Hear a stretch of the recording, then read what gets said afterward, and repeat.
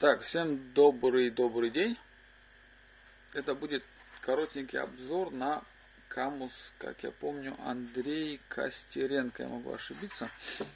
Лыжи Полисенд 02, по-моему, ру сайт. В общем, вот что из себя представляет этот Камус. Снимаю на телефон, не очень удобно это делать, потому что нет подставки специальной. Так, обзор спонтанный. Как-то он тут проклеен. Вроде пор нет или есть там пару порочек, короче, проклейки, не знаю. Это поры или черно. Нет, есть чуть поры. Ну, посмотрим, отклеится это все. Будет держаться или нет. Вот в чем фишка тут походу. Ворс лежит в одном направлении.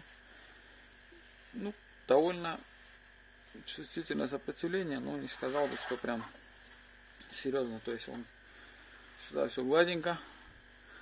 Обратно, да, есть сопротивление, но на снегу, наверное, будет интереснее. Это все будет клеиться Камус на лыжи Шатун 180 на 22.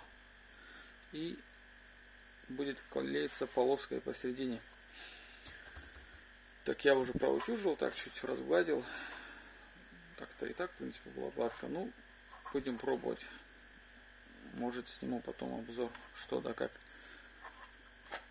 отразилось на ходовых качествах лыж. В основном проблемы были то, что в горку идти очень тяжело, и от перепадов погод, когда немножко подтаивает, лыжи катятся во все стороны, назад вообще сильно.